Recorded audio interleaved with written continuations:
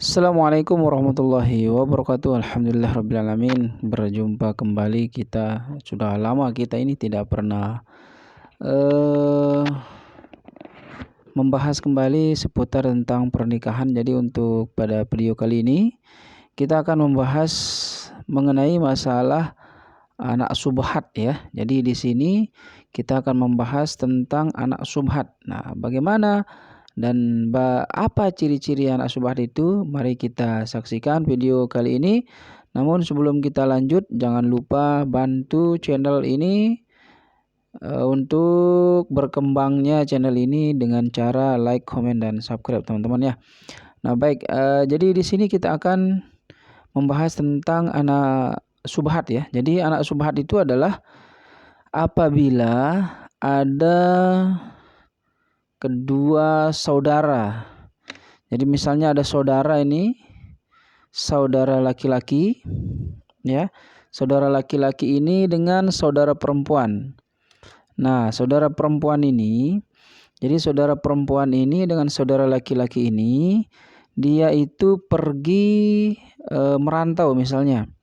Nah, dia pergi merantau, kemudian yang perempuan ini merantau juga. Jadi dua-duanya ini merantau dia. Ada yang ke Thailand misalnya, ada yang ke Malaysia. Nah, pada suatu hari dua-duanya ini ketemu di Singapura. Nah, di Singapura ini dia ketemu antara laki-laki ini dengan perempuan ini. Padahal dua-duanya ini adalah saudara gitu. Saudara tetapi mereka itu tidak saling tahu dia saudara. Nah, setelah dia ketemu, langsunglah dia saling jatuh cinta dua-duanya ini. Saling jatuh cinta, kemudian terjadilah pernikahan. Keduanya ini pernikahan. Lah, kemudian ada satu yang dia dapatkan anak misalnya. Ini adalah anaknya. Ini anaknya yang di antara yang dua ini, laki-laki dan perempuan ini anaknya gitu. Tapi sebenarnya ada golongan darahnya ini atau hubungan darahnya gitu antara yang laki dengan yang perempuan ini adalah saudara kandung. Tapi kenapa mereka bisa menikah? Karena mereka tidak saling tahu. Nah, setelah mereka menikah, lahirlah seorang anak ini. Seorang anak inilah yang dinamakan dengan anak subhat. Begitu teman-temannya. Kalau laki-laki itu nggak masalah gitu.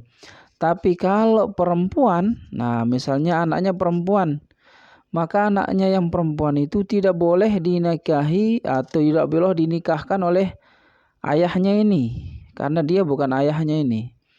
Nah jadi yang boleh menikahkan dia itu adalah hakim nanti teman-temannya. Nah jadi anak subhat ini itu jika dia laki-laki itu tidak masalah. Tapi jika dia perempuan dia harus dinikahkan oleh seorang hakim begitu, hakim ya.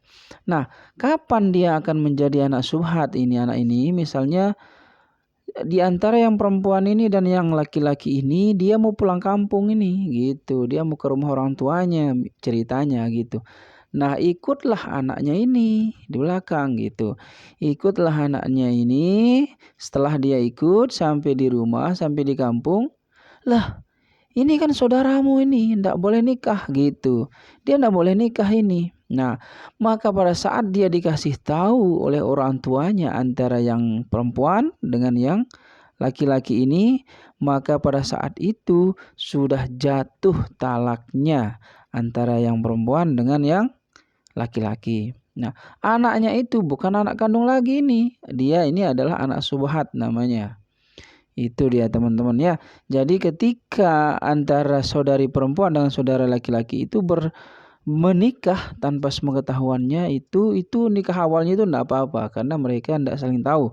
Tapi setelah dikasih tahu, maka dia hukumnya itu adalah dia harus, dan pada saat dia tahu dirinya bersaudara atau saudara kandung, pada saat itu juga jatuh talaknya. Begitu teman-temannya.